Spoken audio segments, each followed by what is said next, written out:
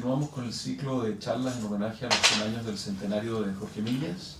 En esta oportunidad el invitado es el profesor Fernando Quintana, profesor de filosofía de esta facultad. El profesor Quintana prácticamente no necesita presentación, quiero decir solamente un par de cosas generales respecto a su relación con don Jorge Millas.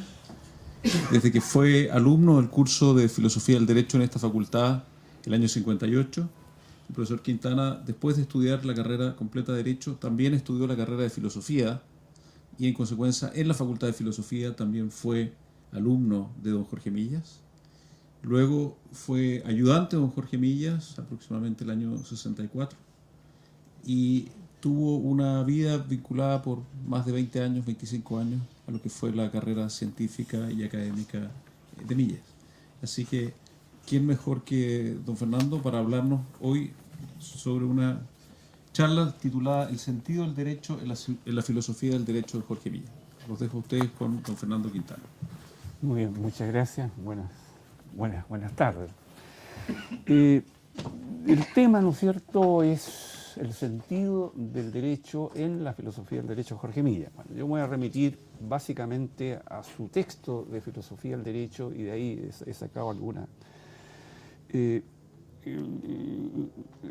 La filosofía del derecho de Jorge Millas está sostenida prácticamente entera, digamos, por esta distinción entre ser y deber ser. Él las concibe como las categorías, es decir, como formas que articulan el pensamiento. No son, pues, determinaciones de la cosa, sino que son formas que afectan nuestra manera de pensar. Bueno, esto es importante, digamos, porque esto influye finalmente en lo que vamos a ir viendo paulatinamente. Dice Jorge Millas, por ejemplo, en la página 110, en fin, el propio entendimiento humano, para el logro de un saber total, ordena la totalidad de la experiencia bajo dos categorías de suprema generalidad, la del ser y la del deber ser.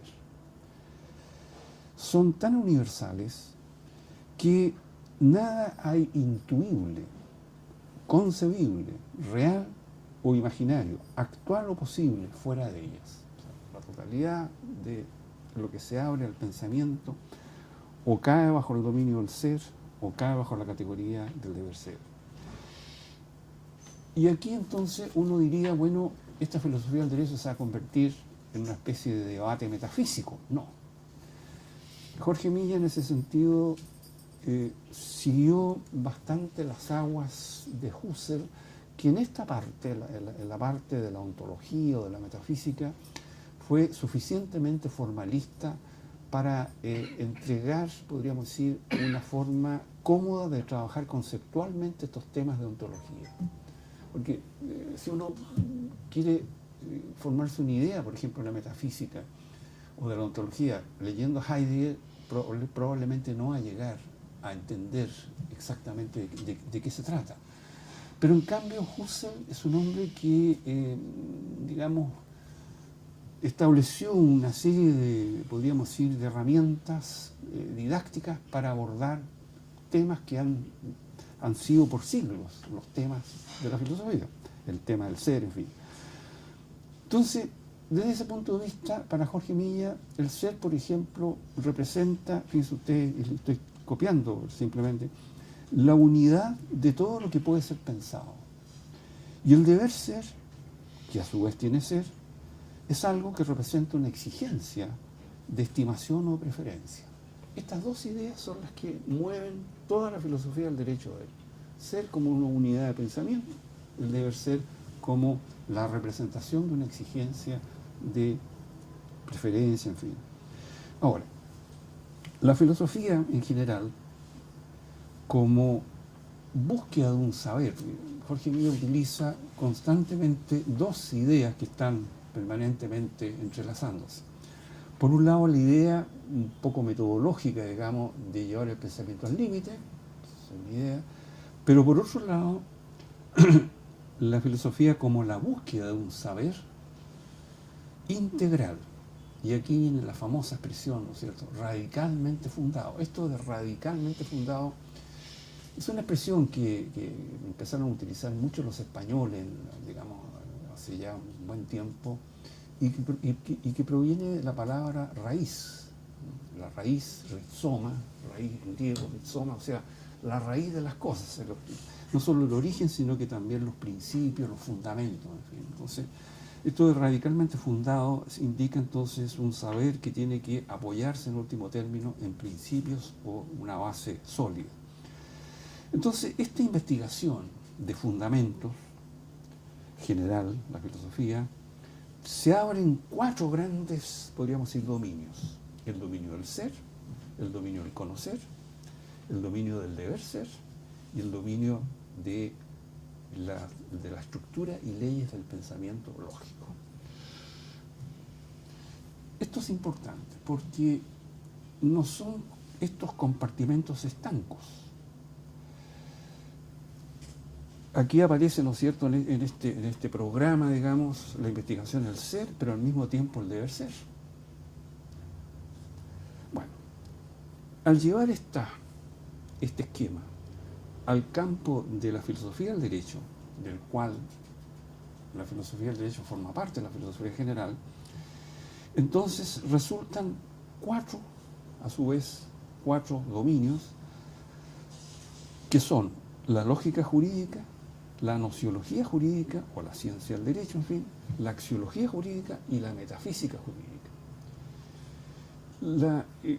Estas 4, digamos, no son, en el concepto de Milla, y uno hay que leer la obra entera, digamos, para apreciarlo, no son 4 compartimentos estancos, en donde uno podríamos decir, yo me voy a dedicar a la lógica y no tengo idea de lo que está pasando en el dominio del vecino. No, están articulados. Creo que eso es un detalle, digamos, de la máxima importancia por lo que vamos a ver después. Están articulados y Jorge Milla de alguna manera trata de darles unidad. Dice, cuando el jurista, son frases que he pescado así, reconoce o interpreta el derecho positivo, esto es, el sistema de normas vigentes, regula su conocimiento por un repertorio de supuestos teóricos, nociones y principios sobre cuyo régimen y sentido no se ha hecho problema. Aquí ya tenemos el paso del dominio estrictamente, podríamos decir, de un dominio acotado, a estos supuestos teóricos, es decir, todo saber, en último término, se apoya en ciertos supuestos, ciertos principios, y ese es el problema, justamente, que le compete al filósofo, mostrar que esos principios son de alguna manera necesarios para constituir el saber. Pero además, esto está en la página 148, la aplicación del derecho vigente o positivo lleva en lo teórico y en lo práctico al problema sobre los fines y el progreso del derecho. Y agrega después, a la cuestión dogmática respecto al ser del derecho vigente, sigue con necesidad teórica y práctica la cuestión crítica sobre el deber ser del derecho. O sea, no se trata de presentar el ser y el deber como 2 elementos antagónicos que están en conflicto, sino que lo que trata es de mostrar que el ser, ¡qué horror!,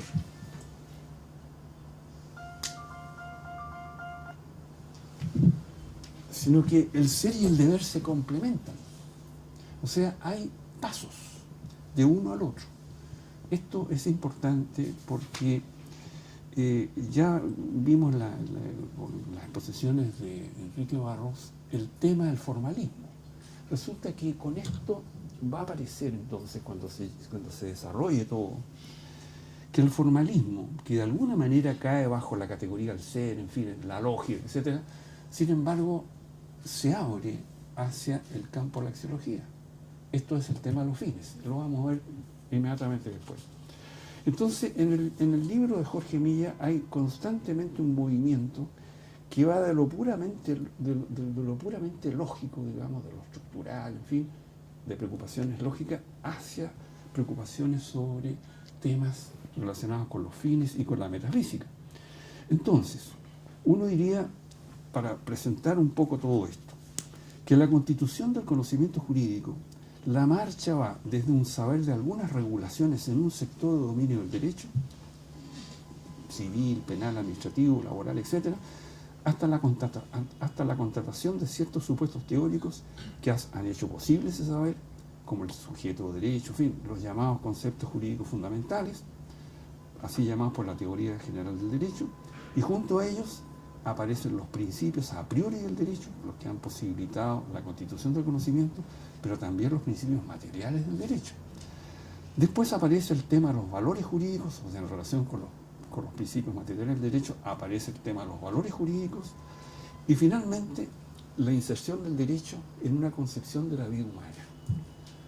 Y ahí pues el plan completo de la filosofía del derecho de Jorge Milla. Entonces, ahora sigámoslo un poco al paso. La pregunta por la esencia del derecho recibe entonces un doble trato, va a recibir un doble trato. ¿Qué es el derecho? Entonces, teniendo a la vista todo este esquema, hay una respuesta que cubre una parte y hay otra respuesta que cubre la otra parte. Entonces, en un nivel puramente lógico y nociológico, o sea, los dos primeros ítems de la filosofía del derecho, la pregunta por la esencia tiene que mostrar aquella, y aquí cito al autor, la invariable o constante lógica de todas sus posibles determinaciones. O sea, la esencia no es, podríamos decir, una forma ontológica. Uno lo compara, por ejemplo, con el estudio de Zubiri, por ejemplo, sobre la esencia, o qué sé yo, o la metafísica de Suárez. Nada de eso aparece. La esencia no es entonces, digamos, esa forma de ser que está en esa pugna constante con la existencia, y entre los dos, esencia y existencia, se van codeterminando. No, nada de eso. Siguiendo en ese sentido, entonces, las aguas husserlianas es la invariable o constante lógica de todas sus posibles determinaciones. Uno diría, bueno, es como el concepto de género que enseñan los lógicos. Su característica principal es la universalidad, su identidad se extiende a través de la serie infinita de todas sus formas posibles de realización concreta. Es decir, el derecho chileno, el derecho argentino, el derecho, qué sé yo, alemán, en fin, el derecho chino, todos son derechos en la medida en que corresponda o se hace presente en ello esta invariable, constante, lógica de todas sus posibles determinaciones. Eso es la esencia. Y este formalismo, digamos, enlaza, claro, muy bien con el formalismo kelseniano. En ese sentido, hay plena, digamos, coincidencia de unos con otros. Ahora, como se había planteado, ¿no es cierto?, el derecho, en fin. Ahora, los conceptos y los principios formales constituyen un a priori en la formación del conocimiento.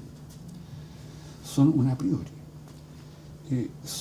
Podríamos decir, son como las leyes de la lógica, ¿no es cierto? En fin, todos esos son a priori, en fin.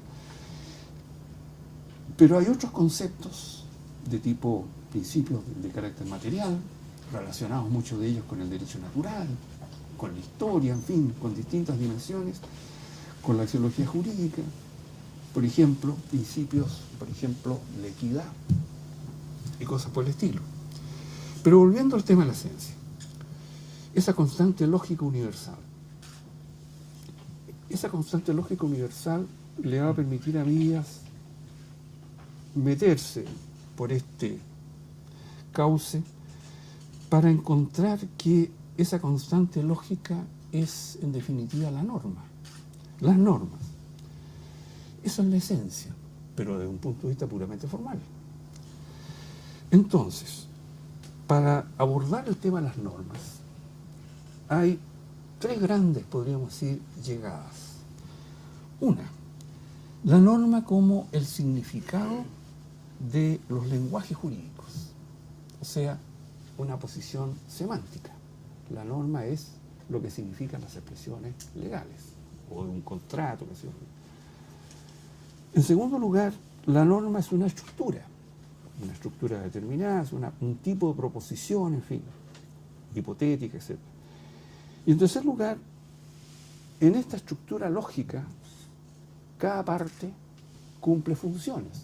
Y ahí viene el debate de las normas de mandato, normas permisivas, normas secundarias, primarias, las normas, que se fue el debate de Hart, qué sé yo, en fin, y la corrección, qué sé yo. Son tres formas para abordar esta constante lógica en que consiste la esencia del derecho. Ahora, aun cuando las normas son estructuras que emplean como componente el deber ser, son normativas por eso, su estudio considera solamente las propiedades formales y no incorpora la dimensión axiológica. Me explico. El deber ser tiene en realidad podríamos decir dos líneas en el pensamiento de Jorge Milla. El deber ser jurídico, que se va a agotar en esta estructura normativa, y por otra parte un deber ser axiológico. No se confunden, pero he aquí el punto. Yo pienso que habría que estudiar, en fin, estoy sintiendo que Jorge Milla se remece un poco en su tumba, pero pienso que ambas dimensiones las presenta como complementarias. O sea, en el derecho no nos podemos poner todos los huevos en la canasta de las estructuras formales.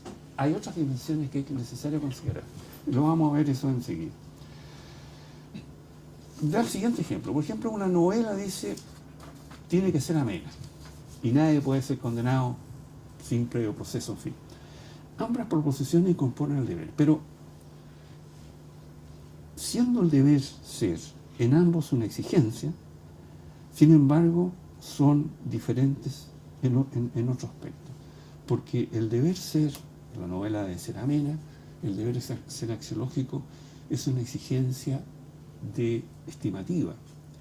En cambio, el deber ser jurídico es una, podríamos decir, dentro de la estructura, me muestra solamente el juego funcional de las distintas partes.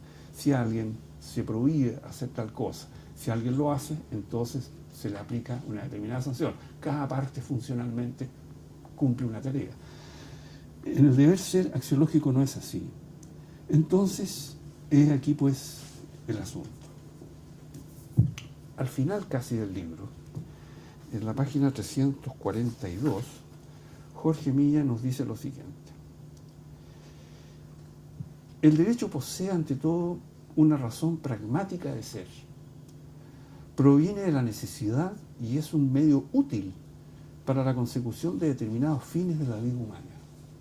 O sea, por eso les señalaba yo al comienzo que en la constitución del saber está la lógica, está la teoría del conocimiento, la ciencia del derecho, los cuales giran en torno a estas estructuras que se llaman normas. Pero ahí no se acaba, porque está también la axiología y está la metafísica, o sea, el sentido del derecho a la vida humana. Y eso es lo que está diciendo acá, que proviene de la necesidad y es un medio útil para la consecución de determinados fines de la vida humana, fines de la más diversa índole, morales, biológicos, religiosos, culturales, en general económicos. Como sirve la máquina para aumentar la capacidad del trabajo del hombre, así sirve el derecho para alcanzar determinados valores propios de la convivencia humana.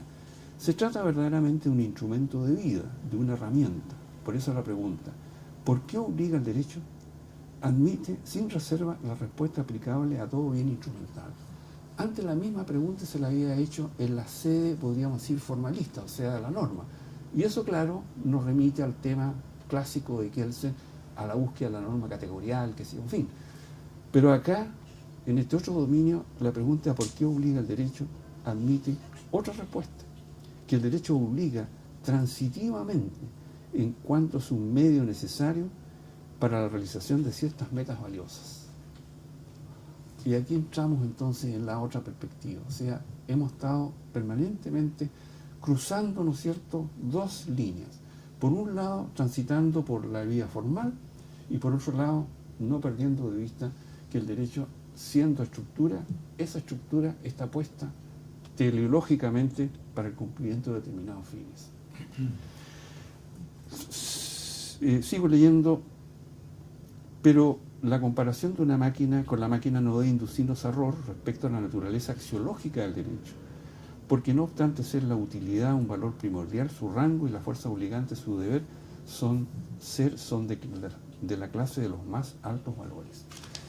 El derecho, en suma, es un bien. O sea, el derecho, ¿no es cierto?, es un orden normativo, ¿sí?, pero también es un bien. O sea, y eso es lo que Jorge Milla, creo yo, presenta complementariamente. Ahora, esto nos permite pensar entonces en lo siguiente, que yo lo veo, por ejemplo, y había anticipado algo de esto, uno podría hacer una interesante comparación, por ejemplo, con lo que ha sido un poco la historia de las teorías del derecho, los debates, y pienso, por ejemplo, en un autor como Suárez, Francisco Suárez, un escolástico, claro, pero cuidado. En el fondo, ¿cuál es el gigantesco forcejeo de estos autores? Su empresa, digamos, y la empresa de él, en definitiva, es colocar una determinada estructura al servicio de un fin, o sea, mantener esa idea. Y eso se refleja, por ejemplo, en cosas como esta. Cuando se tiene una situación de aplicación del derecho, un tema generalmente de interpretación o cosas así, ¿a qué acudimos? Y entonces ahí es donde viene el asunto. Porque si nosotros tenemos presente que en el derecho es de alguna manera importante y necesario considerar los fines, entonces muchos de los temas de los debates tendrán que resolverse en función de estos fines y no solamente encapsulados en una de las zonas. Yo pienso, por ejemplo, que hay muchos casos en donde me he encontrado yo con sentencias en donde curiosamente se hace eso. Se resuelve, por ejemplo, todo el tema de los llamados conceptos vagos o indeterminados. Me he encontrado reiteradamente con la tendencia de los tribunales a resolverlo acudiendo a los fines y no a otras cosas. La tendencia, no digo que... O sea, darle un significado a algo en función del fin para el cual la cosa está hecha, no en sí misma. Eso es interesante, eso muestra entonces que en el pensamiento de Milla estaba latida, digamos, estaba esta idea, ¿no es cierto?, de que el formalismo y todo el estudio de las estructuras, en fin, necesitaba complementarse con esta dimensión para poder insertar finalmente el derecho en la vida. O sea, el derecho es, de alguna manera, en fin, uno piensa inmediatamente en Recasensich y todos esos autores, digamos, de esa línea, en donde el derecho se inserta en la vida humana y cumple esa función de ser un vehículo de comunicación entre unos y otros. De otra manera, las comunidades no podrían funcionar sin derecho. Entonces, por esta vía, si el formalismo nos cierra las puertas, por esta vía nos abre. Se abre el tema del origen del derecho, el tema de la obligatoriedad nuevamente se replantea, el tema de los fines del derecho, qué valores el derecho procura, cuáles son esos fines valiosos a los que propende, en fin, todo eso. Bueno, eso es lo que yo quería señalar, digamos, como una circunstancia en la obra de Milla, digamos, que me parecía interesante. Cuando la leía me empecé a pensar, en fin, ya no lo estaba leyendo así apurado, sino que estaba leyendo al mismo tiempo meditando, y en fin, eso es lo que les propongo a ustedes como una forma de leer esto, digamos. Las dos dimensiones, la formal y la axiológica, como de alguna manera relacionadas y necesariamente, no por coincidencia, ¿sí? Bien, eso es todo. Bueno, dije que iba a ser breve y ahí está. No sé si hay comentarios, observaciones, preguntas. ¿Alguna pregunta? Sí. Por favor. Sumamente interesante, Fernando. Ahora tú, cuando decías que de alguna manera se tensiona lo que es la visión formal de la estructura con lo que puede ser la exigencia en el ámbito axiológico. Sí. Mencionabas como ejemplo, por ejemplo, he visto muchas sentencias en que cuando hay conceptos vagos, ya. Pero también ocurre, como tú sabes, porque tienes varias de esas sentencias citadas en tu último libro de interpretación, también ocurre cuando los conceptos son claros. Sí, sí. O sea, incluso con Sí, conceptos clarísimos, ¿no es cierto? Se produce la tensión con lo que es la necesidad dentro del ámbito axiológico, y los tribunales en algunos casos incluso discurren sobre la base de esas consideraciones axiológicas, casi al margen de lo que va a servir para fundamentar una sentencia al servicio de esa perspectiva axiológica, no obstante la claridad de los conceptos. Y lo menciono porque siempre me da la impresión que en materia de interpretación se usa un poco como un eufemismo para no jugársela completamente, decir, sí, esto pasa cuando los conceptos son vagos, en fin, y no es así. Pueden ser clarísimos y la tensión está y puede tener efectos sorprendentes. Sí, eso es cierto. Eso creo yo ocurre porque se adopta y se le da primacía al tema de la finalidad. Yo he puesto solamente el caso de los conceptos vagos porque es como un caso límite, digamos, un caso de... Pero ahí está.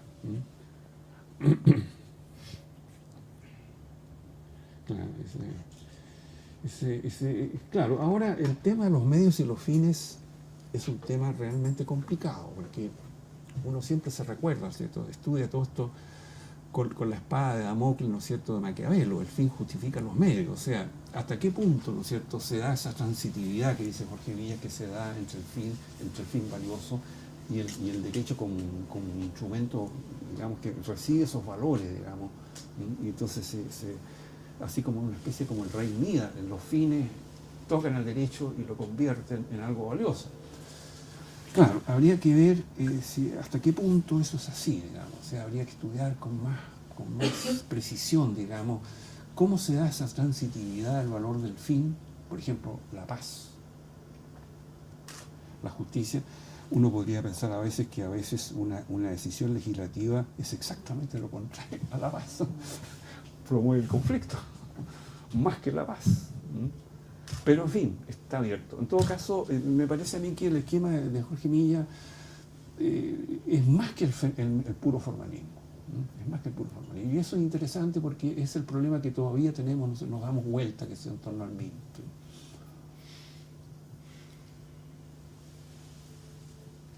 ¿Otro comentario? Yo tengo una duda.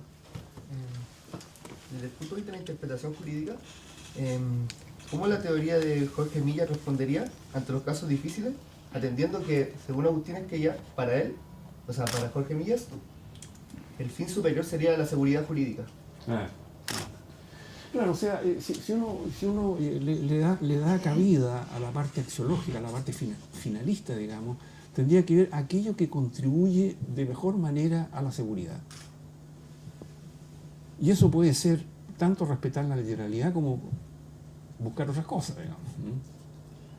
Porque ahí entonces es el fin el que domina, que es lo que precisamente señalaba Suárez, que en la concepción finalista el fin se constituye en tan fuerte que termina dominando al medio, al instrumento, a los significados. O sea, los significados pasan a ser al servicio del fin. Entonces ya no es lo que uno entiende, sino que cuál es el significado que sea más adecuado para ese fin. Y eso, claro, eso es importante. Es importante. En ese sentido, el formalismo, digamos, es una especie, como quien dice, una especie como de evitar que se caiga, digamos, en eso del finalismo, digamos. Pero está planteado. O sea, hay que buscar entonces una armonía entre estos dos dominios, digamos. Yo creo que Jorge Milla ha sido consecuente con su planteamiento, o sea, el ser, deber, entonces él desarrolló todo un esto, entonces claro, toda la dimensión axiológica la metió no por la ventana, sino que la puso como invitado principal, la puso al paralelo ahí. Está constantemente mostrando, digamos, que está ahí.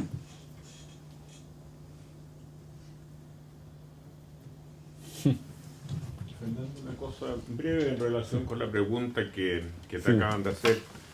Para don Jorge no me cabe ninguna duda, tú y yo se lo oímos en clase y Rodrigo también, la seguridad jurídica es el valor por antonomasia del derecho. Y la seguridad jurídica para él es sencillamente que la persona común y corriente, cualquiera de nosotros, sepa a qué atenerse. Si uno no sabe a qué atenerse, si está rodeado por la ignorancia o la incertidumbre, no se puede comportar como ser humano ante situaciones, por ejemplo, situaciones límite. En la época de la exégesis, digamos, saber a qué atenerse, los juristas respondían, pero sí es muy sencillo, pues léase el Código de Napoleón o el Código de Bello, y ahí están las cosas. Estos jóvenes no lo saben, y este tampoco, porque es bastante más jóvenes, pero nosotros sí sabemos que hemos vivido 5 o 6 regímenes jurídicos radicalmente distintos en un periodo de tiempo muy breve. Y por lo tanto, saber a qué atenerse pasó a ser una cosa, por decirlo menos, dificilísima. Hoy día, y me ha tocado verlo mucho estudiando temas, por ejemplo, de los innúmeros tratados de protección de inversionistas extranjeros, el amparo de la confianza legítima, la tutela de las expectativas razonables, ha llegado a tener una importancia tomada primeramente del derecho anglosajón y luego del derecho de protección de inversiones, que es absolutamente extraordinaria. Y esa importancia es extraordinaria porque por vía, por decirlo así, jurisprudencial, se está tratando de crear un ámbito de seguridad jurídica para que la gente sepa a qué atenerse, porque el ámbito legislativo ya no le dio esa seguridad. O lo que es peor, si en algún momento se la dio, luego se la quitó y se la quitó.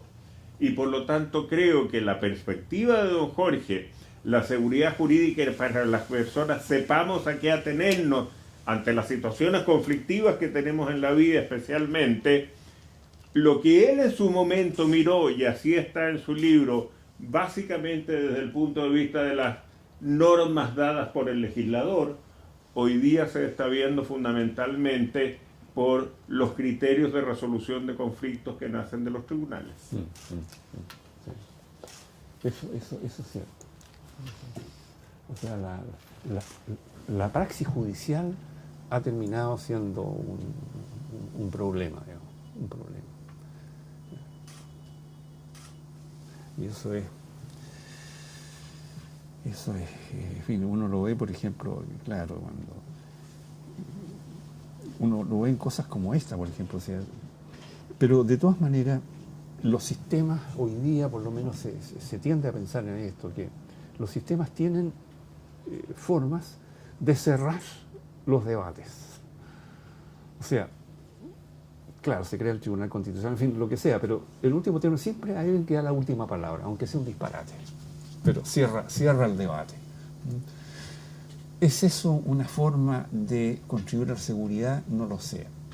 Pero en todo caso, esas decisiones finales de autoridad pueden servir como un cierre, una última palabra. Alguien la tiene que dar.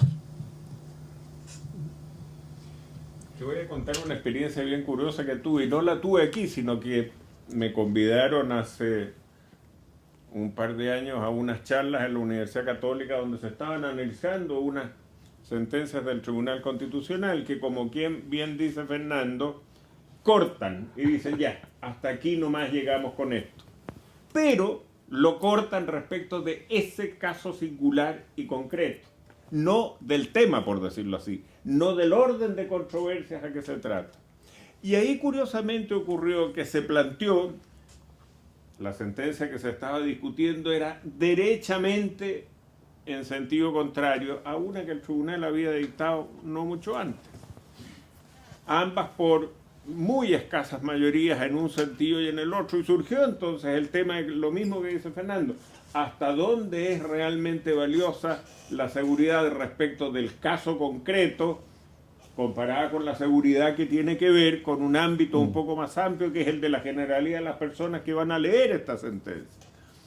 Y me llevé la tremenda sorpresa de que era prácticamente desconocido el concepto de seguridad jurídica que don Jorge nos hizo comprender a nosotros.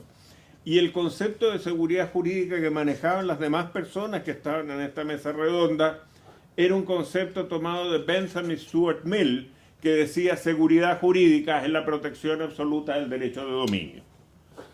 Entonces uno dice, sin duda alguna, que aquí estamos en mundos radicalmente distintos, porque si hay algo que yo nunca encontré en don Jorge Milla, era esta idea de que la base de la seguridad jurídica estuviera en la posesión de cosas. El saber a qué atenerse era más bien una reacción espiritual respecto a las situaciones que uno vivía. Y por lo tanto, creo que hay que mirar con bastante cautela esto de que los cierres de los tribunales por la vía, por ejemplo, de la cosa juzgada, hoy día nos den seguridad jurídica. A ver, a lo mejor tampoco los más jóvenes lo saben, pero tú y yo sí. Cuando uno se encuentra que exactamente el mismo día la excelentísima Corte Suprema dicta 2 sentencias y en una de ellas dice que es grave falta o abuso resolver lo que dijo la otra, entonces uno dice, el problema de la seguridad jurídica va más allá que el cierre del caso específico. Y con un par de ministros en común. Incluyendo el redactor de la sentencia.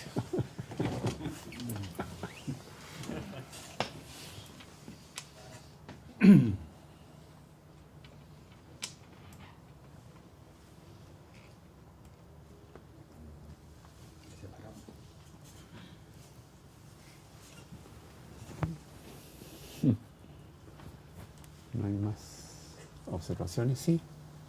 Oiga, don Fernando, ¿cómo usted cree que la filosofía del derecho de don Jorge Millas se inscribe en lo que él llama, digamos, el concepto del espíritu de Occidente? Porque yo no sé nada de esto, digamos, no se me ocurre nada que pensar, pero pareciera ser como que está dentro, digamos, como de su gran, esa es como su gran visión del mundo, y sería como una parte, ¿no? Sí, se inserta justamente por eso que él llamaba, digamos, que lo dejó ahí en la filosofía del derecho como la metafísica del derecho. O sea, el derecho, digamos, visto digamos, como una dimensión de la vida humana.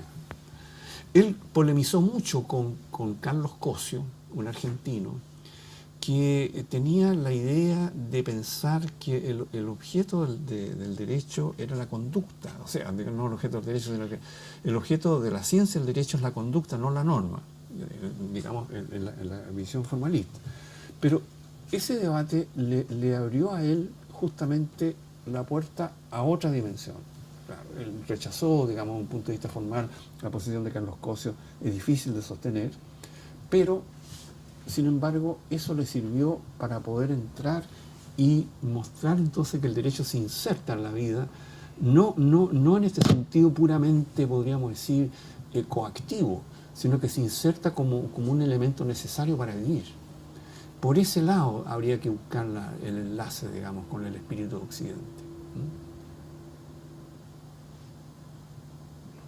Porque eso es lo que pasa, o sea, son las dos visiones. Entonces, ¿quién las quiso juntar? Por un lado, el derecho coactivo, como algo que me está compeliendo a hacer algo, y por otro lado, el derecho que es, podríamos decir, mi forma de vivir.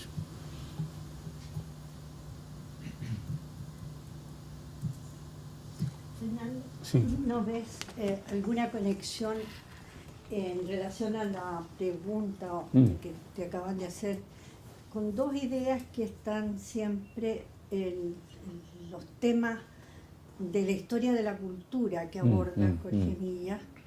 La idea de la individualidad Sí, claro. Como característico de la cultura occidental, y la idea de la racionalidad que va cambiando, por así decirlo, de naturaleza en el significado que se la toma a través de toda la cultura de Occidente, y que le da una impronta especial al desarrollo de esta cultura. Yo creo que sí, yo creo que sí. Efectivamente, esas dos ideas juegan ahí. O sea, yo no veo ningún problema en insertar la filosofía del derecho con esas ideas, ninguno. Al contrario, creo que se desarrolla mal, ¿no? Él lo dejó bosquejado acá nomás. Y todo eso desarrollo hay que buscarlo en las otras obras, pero ahí está, digamos, claro, hay que dejar el formalismo fuera para poder meterse. Eso sí. Ahora, el formalismo es necesario, podríamos decir, en un cierto nivel, pero de ahí, llegado a ese, ya no nos sirve, hay que seguir adelante. Eso es lo que yo veo en Jorge Milla. No veo una inconsecuencia ni una incoherencia, sino que veo simplemente, como quien dice, hay etapas que se van cumpliendo. Sí. Muchas gracias por su exposición, don Fernando. Yo quería hacer la siguiente pregunta, en particular sobre la relación entre la idea de finalidad y la idea de seguridad en la teoría del derecho de don Jorge Milla. Porque, hasta donde yo entiendo por lo menos, usualmente cuando se caracteriza una norma, se dice, hay dos momentos en que la norma cobra relevancia. Uno es el momento en que se crea el derecho, digamos en el Parlamento, donde los argumentos válidos son argumentos típicamente políticos, ¿no? Hay argumentos de técnica legislativa, pero un argumento político al momento de dictar una norma, al momento de debatir sobre la necesidad de una norma, es un argumento válido, ¿no? Y después está el segundo momento relevante, que es el momento de aplicación de esa norma, donde ese debate político, digamos, que dio lugar a la norma ya se da por superado y no se puede volver a vertir ese debate al momento de aplicar la norma. Son dos momentos paradigmáticamente distintos, ¿no? Y mi pregunta va en la siguiente línea. A mí me parece, digamos, perfectamente producente que la idea de seguridad sea una idea que se tenga en consideración al momento de dictar una norma. Cuando ahora en Chile se discute sobre la viabilidad de incorporar la teoría de la imprevisión, por ejemplo, al derecho de contrato, una de las grandes variables a tomar en consideración es si una norma de ese tipo va a perjudicar o no la seguridad jurídica, digamos, y la observancia de los contratos, ¿no? Pero mi pregunta es si la seguridad jurídica puede volver a manifestarse una segunda vez al momento de aplicar la norma, donde la discusión sobre la seguridad jurídica ya se dio por superada y la norma se concretó, digamos, en texto, ¿no? Porque en definitiva yo estaría de acuerdo con que en los casos difíciles, ¿no? En los casos en que el texto es claro, no hay un problema interpretativo, en los casos difíciles, la idea de finalidad, la idea de indagar cuál era el pensamiento del legislador, es una buena idea, es una buena pauta para resolver los casos difíciles. Pero mi pregunta es si don Jorge, cuando habla de seguridad, le está dando al juez una especie de salvoconducto para interpretar el sistema jurídico de acuerdo a su idea de seguridad al momento de aplicar la norma. Esa es mi pregunta. Sí. Yo no lo veo así recogido. Yo veo que Jorge Milla se preocupó, digamos, de ver, digamos, el tema de la estabilidad, digamos, de la estabilidad de las relaciones, la estabilidad de las instituciones, en fin. Y por tanto, esa necesidad, podríamos decir, psicológica de saber a qué atenerse, las reglas, en fin. Claro, lo veo así. Ahora, yo no veo, digamos, inconveniente en que en dos momentos se dé ese asunto, digamos. Uno, la seguridad como proyecto social, y otra cosa es que como consecuencia de decisiones de autoridades, ya sean autoridades administrativas, ya sean tribunales, que por la manera de entender las leyes están creando situaciones un poco confusas, yo en los dos casos veo la misma idea, o sea, no veo que se vea que tengamos que ver una idea diferente, porque en los dos casos la persona, los afectados van a decir no me siento seguro en este estado de cosas. Si una autoridad me dice A y la otra autoridad a la vuelta de 2 días me dice B, la misma autoridad, entonces bueno, claro, ahí quedamos todos preocupados. Yo lo veo porque en el fondo, ¿qué es lo que es? La seguridad es crear ciertas condiciones, pero condiciones reales. Y la aplicación del derecho tiene que justamente ver con las realidades. Entonces, no es que se superponga, sino que forma parte de ese modo de ser real la aplicación del derecho. Por eso es que es tan importante. Por eso es que es tan importante la aplicación del derecho. O sea, la forma como se aplica el derecho es fundamental para determinar la clase de vida que se está llevando.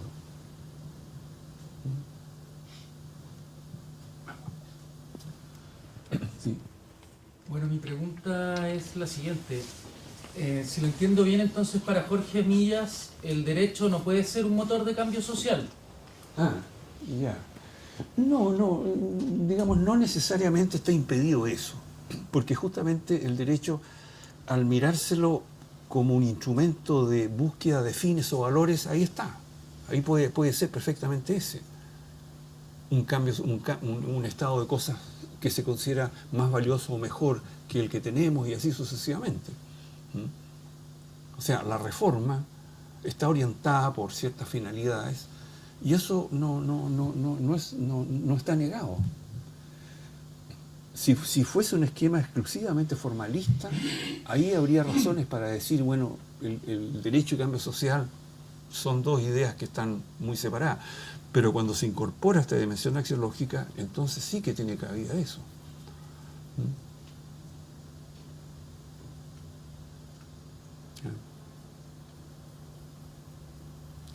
Profesor, ¿tiene una pregunta también? Sí.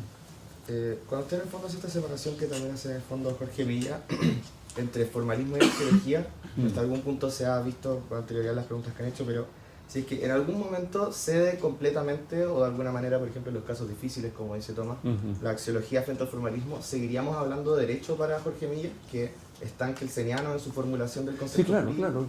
No, sin duda alguna que toda la dimensión formal está, pero está también la otra. Y el problema es, o declaramos que hay una inconsecuencia que afecta de raíz de todo esto, o buscamos la manera de articularlo. Yo por lo menos he buscado esa manera de articularlo. Me resulta más agradable leerlo así, digamos, pensando en eso. Ahora, claro, desde un punto de vista formal nosotros quedamos entregados, digamos, a todos esos debates clásicos, digamos, diríamos clásicos, sobre el tema de la norma clausura, qué sé yo, si las lagunas, en fin, y todas las restricciones a la aplicación de la equidad, etcétera, todo ese tipo de cosas. Pero abriéndose el campo finalista, ahí donde ahí se abre un poco, se abre no demasiado, pero se abre un poco.